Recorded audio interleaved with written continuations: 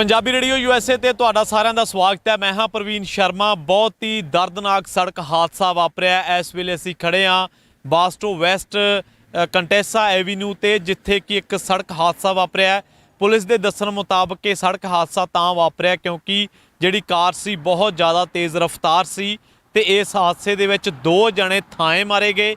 एक जना पुलिस नूं बड़ी गंभीर हालत दे विच लभ्या, जख्मी हालत दे विच, ਤੇ ਉਸ ਤੋਂ ਬਾਅਦ ਉਹਨੂੰ ਹਸਪਤਾਲ ਪਹੁੰਚਾਇਆ ਗਿਆ ਜਿਹਦੀ ਹਾਲਤ ਗੰਭੀਰ ਦੱਸੀ ਗਈ ਹੈ।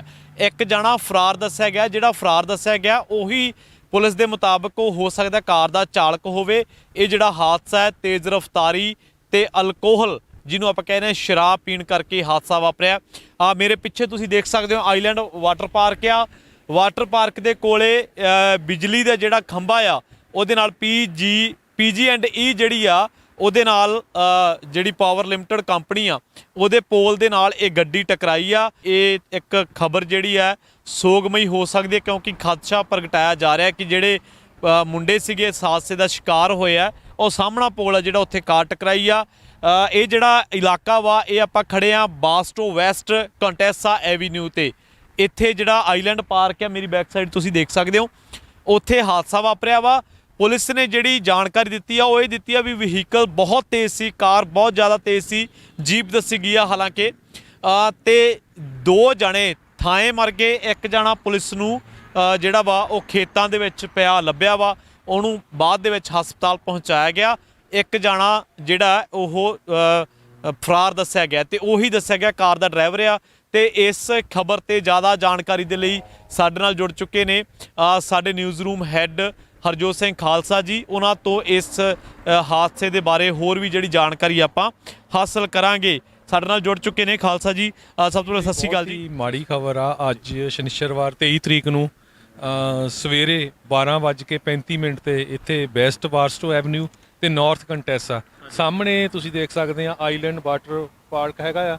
इत्थों ही अपने मुंडे सी कहंदे एक कार दे विच जीप दे विच 4 जने तड़के जा रहे सी ਤੇ ਜਦੋਂ ਇੱਥੇ ਐਕਸੀਡੈਂਟ ਹੋਇਆ ਤੇ ਜਦੋਂ ਐਕਸੀਡੈਂਟ ਹੋਇਆ ਤੇ ਕਹਿੰਦੇ ਵੀ ਕਿਸੇ ਨੇ ਉਹਨਾਂ ਨੂੰ ਦੱਸਿਆ ਵੀ ਜੀਪ ਤਾਂ ਇੱਥੇ ਮਿਡਲ 'ਚ ਪਈ ਆ ਤੇ ਪੁਲਿਸ ਆਈ। ਉਹਨੇ ਕਿਹਾ ਵੀ ਦੋ ਆ ਫੀਲਡ ਜਿਹੜੇ ਆ ਦੋ ਜਣੇ ਆਹ ਖੇਤ ਦੇ ਵਿੱਚ ਸੀਗੇ ਉਹਨਾਂ ਦੀ ਤਾਂ ਮੌਕੇ ਤੇ ਮੌਤ ਹੋ ਗਈ। ਇੱਕ ਬੁਰੀ ਤਰ੍ਹਾਂ ਫੱਟੜ ਸੀ, ਉਸ ਨੂੰ ਹਸਪਤਾਲ ਲਿਜਾਇਆ ਗਿਆ ਤੇ ਉਹ ਬਹੁਤ ਸੀਰੀਅਸ। ਤੇ ਜਿਹੜਾ ਚੌਥਾ ਸੀ ਉਹ ਭੱਜ ਗਿਆ, ਜੀਪ ਇੱਥੇ ਸੀ ਸੋ ਹੈਲੀਕਾਪਟਰ ਨਾਲ ਲੱਭਦੇ ਵੀ ਰਹੇ। ਤੇ ਇਹ ਜਿਹੜਾ ਪੋਲ ਆ ਇਹ ਪੂਰੀ ਤਰ੍ਹਾਂ ਟੁੱਟ ਗਿਆ ਤੇ 1500 ਦੇ ਕਰੀਬ ਲੋਕਾਂ ਦੀ ਬਿਜਲੀ ਵੀ ਗਈ ਆ। ਸੋ ਬਹੁਤ ਹੀ ਮਾੜੀ ਖਬਰ ਜਿਹੜੀ ਆ ਕਮਿਊਨਿਟੀ ਦੇ ਲਈ ਆ ਰਹੀ ਆ। ਡਰੰਕ ਡਰਾਈਵਿੰਗ ਸੀ।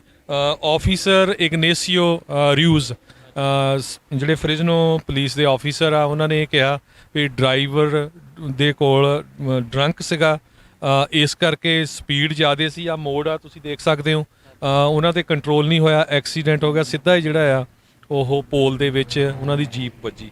ਦੋ ਆਪਣੇ ਜਿਹੜੇ ਨੌਜਵਾਨ ਆ ਉਹਨਾਂ ਦੀ ਡੈਥ ਹੋ ਗਈ, ਤੀਜਾ ਬਹੁਤ ਸੀਰੀਅਸ ਆ।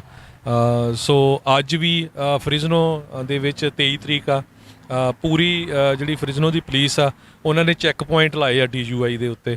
ਆਪਾਂ ਪੰਜਾਬੀ ਰੇਡੀਓ USA ਤੇ ਬਹੁਤ ਵਾਰ ਦੱਸਦੇ ਰਹੇ ਆ ਵੀ ਫ੍ਰਿਜ਼ਨੋ ਇੱਕ ਇੱਦਾਂ ਦਾ ਸ਼ਹਿਰ ਆ ਜਿੱਥੇ ਬਹੁਤ ਲੋਕ ਡਰੰਕ ਡਰਾਈਵਿੰਗ ਦੇ ਵਿੱਚ ਫੜੇ ਜਾਂਦੇ ਆ। ਸੋ ਅੱਜ ਵੀ ਉਹਨੇ ਪੂਰੀ ਜਿਹੜੇ ਫ੍ਰਿਜ਼ਨੋ ਸ਼ਹਿਰ ਦੇ ਵਿੱਚ ਕਾਰਾਂ ਵੱਖ-ਵੱਖ ਜਗ੍ਹਾ ਦੇ ਉੱਤੇ ਸਟਾਪ ਲਾ ਕੇ ਚੈੱਕ ਕਰਨੀਆਂ ਹੈਗੀਆਂ। ਜੀ ਜੀ ਅੱਛਾ ਹਰਜੋਤ ਜੀ, ਅਸੀਂ ਹਮੇਸ਼ਾ ਇਹ ਗੱਲ 'ਤੇ ਚਿੰਤਾ ਜ਼ਾਹਰ ਕਰਦੇ ਰਹਿੰਦੇ ਹਾਂ ਵੀ ਸਾਡੇ ਭਾਈਚਾਰੇ ਦੇ ਲੋਕ ਕ੍ਰਾਈਮ ਦੇ ਵਿੱਚ ਇਨਵੋਲਵ ਹੋ ਰਹੇ ਆ। ਸਪੀਡੀ ਵਹੀਕਲ ਅਲਕੋਹਲ ਵਾਲਾ ਮਾਮਲਾ ਪੁਲਿਸ ਕਹਿ ਰਹੀ ਆ। ਕਿਤੇ ਨਾ ਕਿਤੇ ਜਦੋਂ ਆਪਾਂ ਇਹਦੇ ਬਾਬਤ ਰੇਡੀਓ 'ਤੇ ਸੰਵਾਦ ਰਚਾਉਂਦੇ ਆ ਤਾਂ ਉਦੋਂ ਲੋਕ ਕ੍ਰਿਟੀਸਿਜ਼ਮ ਕਰਦੇ ਆ। ਤਾਂ ਅਸੀਂ ਹਮੇਸ਼ਾ ਕਹਿੰਦੇ ਕਿ ਕ੍ਰਿਟੀਸਿਜ਼ਮ ਕਰੋ, ਤੁਹਾਡਾ ਹੱਕ ਆ, ਪਰ ਜਿਹੜੀਆਂ ਨਿਘਾਰ ਆ ਰਹੇ ਆ, ਜਿਹੜੀਆਂ ਚੀਜ਼ਾਂ ਸਾਨੂੰ ਚਿੰਤਾ ਕਰਨੀਆਂ ਚਾਹੀਦੀਆਂ ਵਾ ਉਹ ਦੇਖੋ ਹੁਣ ਤੁਸੀਂ ਦੋ ਘਰਾਂ ਦੇ ਚਿਰਾਗ ਬੁਝ ਗਏ ਆ ਤੇ ਇੱਕ ਘਰ ਨੂੰ ਪੂਰੀ ਫਿਕਰ ਲੱਗੀ ਹੋਣੀ ਆ। ਸੋ ਬਿਲਕੁਲ ਬਹੁਤ ਹੀ ਮਾੜੀ ਖਬਰ ਆ ਭਰਾਵੋ। ਸਾਡੀ ਤਾਂ ਪੰਜਾਬੀ ਰੇਡੀਓ USA ਵੱਲੋਂ ਸਾਰਿਆਂ ਨੂੰ ਬੇਨਤੀ ਆ ਭਰਾਵੋ ਸ਼ਰਾਬ ਛੱਡ ਦਿਓ, ਨਾ ਪੀਓ। ਜੇ ਕਿਸੇ ਨੇ ਪੀਣੀ ਵੀ ਆ ਤਾਂ ਘਰ ਬੈਠ ਕੇ ਪੀਓ। ਤਾਂ ਜੇ DUI ਤੁਸੀਂ ਨਾਲ ਕਿਤੇ ਜਾਣਾ ਵੀ ਆ ਉਹ ਬੰਦੇ ਨੂੰ ਡਰਾਈਵਰ ਬਿਠਾ ਲਓ ਜਿਹੜਾ ਜਿਸ ਨੇ ਨਹੀਂ ਪੀਤੀ ਹੋਈ। ਸੋ ਬਹੁਤ ਹੀ ਮਾੜੀ ਕਿਉਂਕਿ ਜਾਣ ਵਾਲਾ ਤਾਂ ਚੱਲ ਜਾਂਦਾ, ਪਿੱਛੇ ਜਿਹੜੇ ਪਰਿਵਾਰ ਆ ਉਹਨਾਂ ਦਾ ਜਿਹੜਾ ਹਾਲ ਆ ਬਹੁਤ ਹੀ ਮਾੜਾ ਹੁੰਦਾ। ਸੋ ਇਸ ਵੇਲੇ ਤੁਹਾਨੂੰ ਅਸੀਂ ਮੇਰੇ ਪਿੱਛੇ ਇੱਧਰ ਹਾਈਵੇ 99 ਹੈਗਾ ਆ ਫ੍ਰਿਜ਼ਨੋ ਦਾ ਬਿਲਕੁਲ ਸਾਹਮਣੇ ਇਹ ਪਾਰਕ ਹੈਗਾ ਇੱਕ ਆਈਲੈਂਡ ਵਾਟਰ ਪਾਰਕ ਤੇ ਬਿਲਕੁਲ ਇੱਥੇ ਜਿਹੜਾ ਵੈਸਟ ਬਾਸਟੋ ਤੇ ਨਾਰਥ ਕੰਟੈਸਾ ਇਹਦੇ ਇੱਥੇ ਆ ਜਿਹੜਾ ਪੋਲ ਆ ਐਕਸੀਡੈਂਟ ਹੋਇਆ ਤੇ ਬਹੁਤ ਹੀ ਦਰਦਨਾਕ ਐਕਸੀਡੈਂਟ ਹੋਇਆ ਹੈ ਜੀ ਬਿਲਕੁਲ। ਪੰਜਾਬੀ ਰੇਡੀਓ USA ਦੀ ਟੀਮ ਤੇ ਪੰਜਾਬੀ ਰੇਡੀਓ USA ਅਦਾਰਾ ਉਹਨਾਂ ਪਰਿਵਾਰਾਂ ਦੇ ਨਾਲ ਸੰਵੇਦਨਾ ਜਿਹੜੀ ਆ ਉਹ ਜਤਾਉਂਦਾ ਹੈ ਜਿਨ੍ਹਾਂ ਪਰਿਵਾਰਾਂ ਦੇ ਜਿਹੜੇ ਆ ਹਮ ਜਾਏ ਇਹ ਇਸ ਹਾਦਸੇ ਦੇ ਵਿੱਚ ਮਾਰੇ ਗਏ। ਪਰ ਅਸੀਂ ਹਮੇਸ਼ਾ ਕ੍ਰਿਟਿਸਿਜ਼ਮ ਫੇਸ ਕਰਦੇ ਹਾਂ ਜਦੋਂ ਇਸ ਬਾਬਤ ਕਮਿਊਨਿਟੀ ਦੇ ਬਾਬਤ ਖਬਰਾਂ ਕਰਦੇ ਹਾਂ ਜਾਂ ਜਦੋਂ ਚਤਾਉਣੇ ਆ ਕਿ ਇਹ ਚੀਜ਼ਾਂ ਜਿਹੜੀਆਂ ਵਾ ਗਲਤ ਆ। ਸੋ ਇੱਕ ਵਾਰ ਫਿਰ ਤੋਂ ਤੁਹਾਨੂੰ ਦੱਸ ਦਿੰਦੇ ਆ ਬਾਰਸਟੋ ਵੈਸਟ ਤੇ ਕੰਟੇਸਾ ਐਵੀਨਿਊ ਦੇ ਕੋਲ ਇਹ ਹਾਦਸਾ ਵਾਪਰਿਆ, ਦਰਦਨਾਕ ਸੜਕ ਹਾਦਸਾ ਵਾਪਰਿਆ। ਆਈਲੈਂਡ ਪਾਰਕ ਦੀ ਲੋਕੇਸ਼ਨ ਅਫੀਸ਼ੀਅਲਸ ਨੇ ਦੱਸੀ ਆ, ਅਥਾਰਟੀਜ਼ ਨੇ, ਪੁਲਿਸ ਜਾਂਚ ਕਰ ਰਹੀ ਆ।